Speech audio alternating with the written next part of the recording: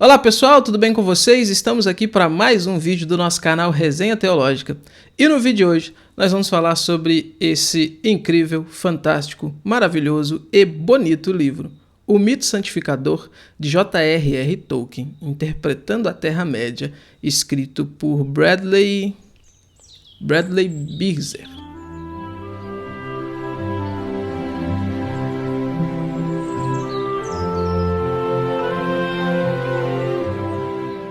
Tolkien dispensa comentários, né? Sua série aí, famosa, que na realidade saiu em 3 volumes, mas não pode se chamar de trilogia, que são O Senhor dos Anéis. É a obra magna dele aí, mais famosa. Temos Silmarillion, que também é uma coisa fantástica, O Hobbit. Aí vem Filhos de Húrin, Beren e Lúthien, Queda de Gondolin, Contos Inacabados, Árvore e Folha. Tem um material vastíssimo e, sobretudo, sobre esse universo fantástico chamado de Terra-média. É algo que é, assim, um divisor de águas, principalmente para mim. Eu escrevi sobre isso na minha conclusão de curso no seminário, sigo escrevendo sobre isso, estudando sobre Tolkien, porque Tolkien ele não criou apenas um mundo imaginário, um mundo fantástico, mas ele criou algo surreal e que passa muita verdade, passa muito conceito que são caros para nós como cristãos, sobretudo, né? Enfim, é algo que dispensa aqui comentários, dispensa apresentações, dada a riqueza do que Tolkien escreve. O que então a gente consegue acrescentar a esse universo de Tolkien? Nada. Na realidade, simplesmente não se tem necessidade de acrescentar nada.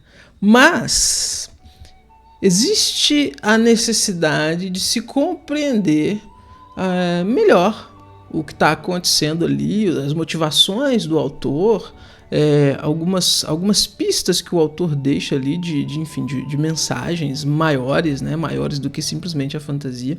E é aí que entra então o trabalho dos especialistas, dos estudiosos. Tolkien virou matéria de academia.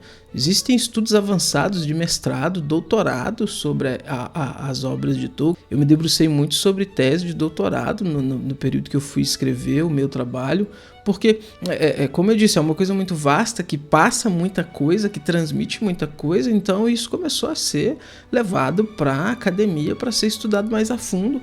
E essas contribuições, então, desses estudiosos, nos ajudam a enxergar, então, melhor as riquezas que tem ali. Isso é fato. Esse autor, Bradley Birzer, ele é um desses. Ele traz aqui essa contribuição, sobretudo em alguns conceitos que a gente tem melhor expressos num livrinho pequeno chamado A Árvore e Folha. Antigamente ele tinha outro nome. O meu tá até aqui, deixa eu mostrar a vocês como que o meu é antigo. Minha versão é essa aqui, olha, que tinha esse outro título, tá vendo? Sobre histórias de fadas. Aí a versão recente que a HarperCollins lançou, ela acrescentou a esse sobre histórias de fadas o poema Mitopoeia, lançou os dois, chamado Árvore e Folha, esse nome que você vai encontrar agora. E eu tenho aqui também, mas esse eu tenho no Kindle, que é essa capa aqui que você vai encontrar, tá vendo? Olha. O autor, então, desse livro, ele tá se debruçando, obviamente que ele vai pegar coisas do legendário, né, sobretudo Silmarillion, O Senhor dos Anéis, mas essa ideia do mito santificador é algo que ele vai se aprofundar nesse livrinho aqui, onde Tolkien ele vai expressar ali, podemos dizer assim, as bases daquilo que ele entende como sendo um conto de fadas, como sendo história de fadas, para que serve, Para vocês terem uma ideia, ele vai dizer, por exemplo, que é um erro muito comum imaginar que histórias de fadas, que conto de fadas, se refira especificamente a fadas como Tinkerbell ou a historinhas como Chapeuzinho Vermelho, Branca de Neve e tudo mais. Ele vai mostrar que, na realidade, histórias de fadas, contos de fadas, são contos que dizem respeito à féeria, que seria aí uma tradução de reino encantado, né? Que é esse mundo imaginário onde as coisas acontecem. E que as fadas, os elfos, os anões, ou anãos, né, com essa nova grafia, são apenas personagens que compõem esse reino encantado. E esse reino encantado, então, é que é o objetivo. A história que se passa nesse reino encantado, com as suas verdades, enfim, com os seus conflitos, os seus dramas, é que são o miolo, pode-se dizer assim, das histórias de fadas, das histórias dos reinos encantados, dos contos de fadas. Então, isso para Tolkien é conto de fada. E uma coisa interessante que ele afirma também é que os contos de fadas, histórias de fada, elas não podem nunca passar a ideia de uma ilusão, de uma coisa irreal. Porque a mensagem que a história quer passar é uma mensagem real. Aquilo que se quer comunicar é algo real. Então ela não pode nunca deixar essa ideia, essa impressão de algo mentiroso, né? Sendo bem direto aqui. Então, assim, você percebe que é uma área mais teórica da obra do professor, e que muita gente se debruça sobre esse assunto. É um livrinho pequeno, mas é um livrinho denso, é um livrinho, assim, não é aconselhável você ler ele uma vez só, você tem que ler, reler e reler, principalmente se você for fã mesmo e gostar demais, é um material para você ler constantemente. Então o autor aqui, o Bradley, ele vai se debruçar sobre isso e para entender isso e para dialogar. Uma coisa que me chamou muita atenção nesse livro é que o autor consegue escrever aqui de uma forma que não é simplesmente um livro maçante e teórico, mas você lendo o livro, você tem a noção que você está num pub, que você está, sei lá, num café, trocando uma ideia com o autor sobre esses assuntos. Dado a maneira tão tranquila que ele conseguiu expressar as ideias e que ele escreveu aqui. A apresentação é do Alex Catarino. É um trabalho muito bonito, olha só, muito bonito o livro, tá vendo? A capa, como eu mostrei para vocês, é uma coisa muito bonita, capa dura, as quinas aqui arredondadas, olha só, tá vendo? Uma coisa muito legal. A letra não é aquela letra preta sobre o papel branco, né? Enfim, uma letra meio marronzada. Uma coisa muito legal. O autor aqui, então, divide o seu livro em 6 capítulos. O primeiro capítulo é um capítulo sobre a vida e obra de Tolkien. Por mais que você conheça, por mais que você você já tenha assim, contato, já tenha lido as biografias, te prende a atenção a maneira como ele escreve, a maneira como ele apresenta alguns detalhes curiosos que ele traz aqui sobre Tolkien. Depois do capítulo 2 é onde ele vai se debruçar especificamente sobre essa ideia de mito e subcriação. É interessante porque para Tolkien existe um criador, que é Deus, o criador de todas as coisas, e os seres humanos, quando produzem coisas, quando produzem arte, por exemplo, eles estão produzindo como subcriadores, ou seja, eles estão num mundo criado por Deus, eles são criados por Deus e eles têm de Deus essa capacidade de criar também, mas como subcriadores, não como criadores originais. E isso se dá por causa daquilo que a teologia reformada vai chamar de imago Dei, né? Ou seja, a imagem de Deus no homem. Tolkien trabalha também a questão de que essa imagem ela foi corrompida sim pelo pecado, mas ela não foi de tudo destruída. O homem não perde completamente a imagem de Deus quando peca. E esses lampejos, então, essas centelhas aí que se tem ainda no homem da imagem de Deus é que permitem o homem, então, produzir coisas bonitas, produzir coisas belas e, enfim, comunicar verdade, comunicar beleza, comunicar justiça, alegria, amor, amizade e tudo mais. E é um capítulo, então, o capítulo 2 aqui, onde o autor vai se debruçar sobre isso. E ele vai dizer, por exemplo, aqui, ó, na página 88, de fato, para Tolkien, os mitos expressavam verdades muito maiores que os fatos ou os acontecimentos históricos. Mitos santificados, inspirados pela graça, serviam como anamnese ou como um percurso para as pessoas recordarem os encontros com a transcendência que as tinha ajudado a ordenar as almas e a sociedade. O mito herdado ou criado também podia oferecer um súbito vislumbre da verdade, ou seja, uma breve visão do paraíso. No mínimo, o mito santificado revelou a vida que os humanos estavam destinados a ter antes do pecado original. Isso aqui é fascinante, gente, porque ele traz essa sentença aqui depois de observar como que o cristianismo, sobretudo o catolicismo, ele foi conseguindo reescrever ou ressignificar, podemos dizer assim, alguns mitos que se tinham em determinadas sociedades pagãs quando os missionários chegavam. Então eles pegavam uma ideia, eles pegavam uma festa, por exemplo, que estava rolando ali, que era uma festa em adoração a alguma divindade, alguma coisa assim. Eles ressignificavam aquilo e direcionavam aquilo para coisas da tradição cristã, para coisas cristãs, para festas cristãs. Então é uma ressignificação de uma coisa que já existia. E isso seria então ressignificações de mitos. E Tolkien vai então aqui entender que os mitos, eles comunicam verdades, e por eles comunicarem verdades, existe essa possibilidade de ressignificação. É o que o autor trabalha aqui.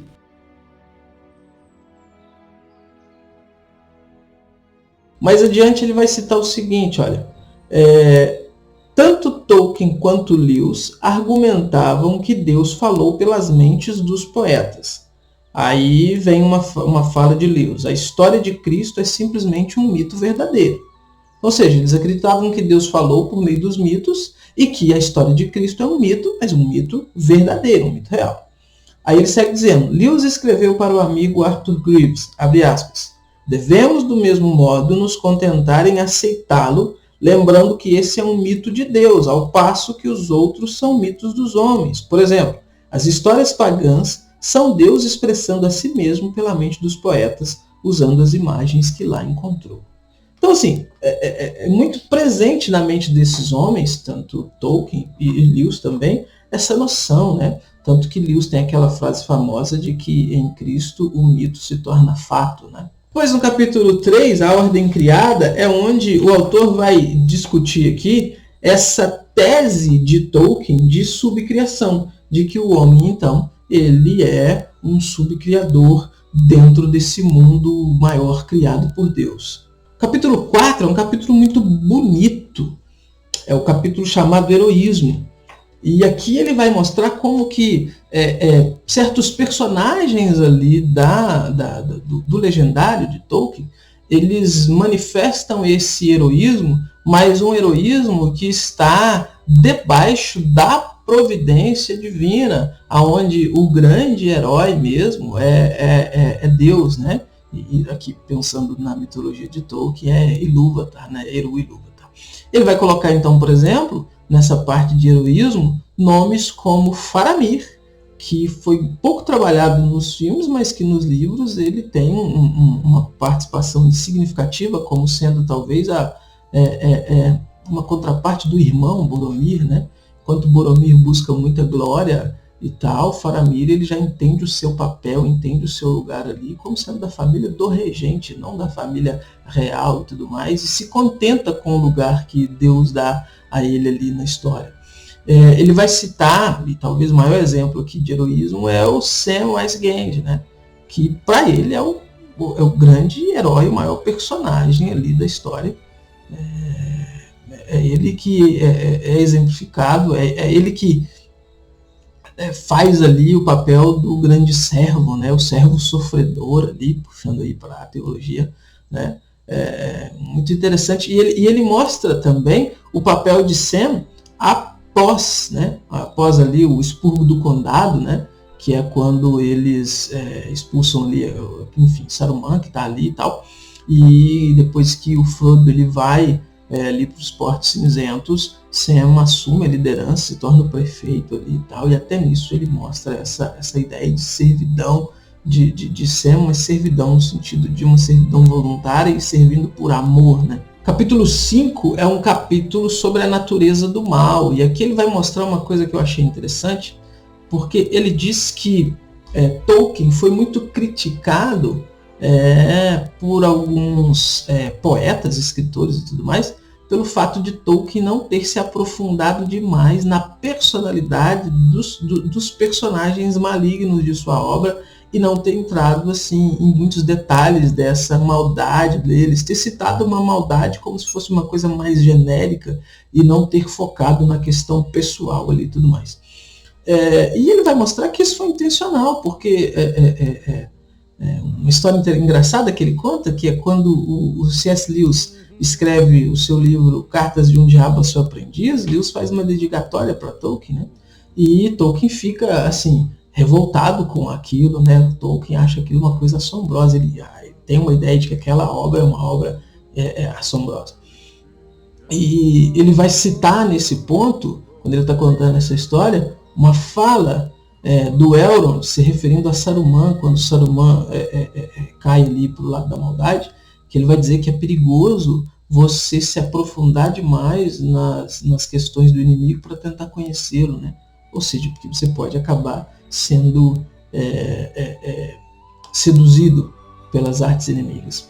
E ele mostra que isso é algo que Tolkien então respondeu na sua obra, que a ideia dele é mostrar sim que o mal existe, mas não é ficar dando palco para o mal, né? Então ele trabalha isso aqui de uma forma interessante, tem uns detalhes bem legais. E o capítulo 6 é sobre a Terra-média e a modernidade. Ele conta aqui umas coisas interessantes sobre personalidade do Tolkien, né? Que era uma pessoa que não gostava muito de coisas modernas. Ele era uma pessoa que ele repudiava muito coisas modernas. Ele conta de uma vez que um dos alunos quis levar um gravador de voz ali para gravar Tolkien e tal, e ficou até com receio se Tolkien ia achar aquilo legal ou se ele ia picar o pé naquele negócio e chutar para fora.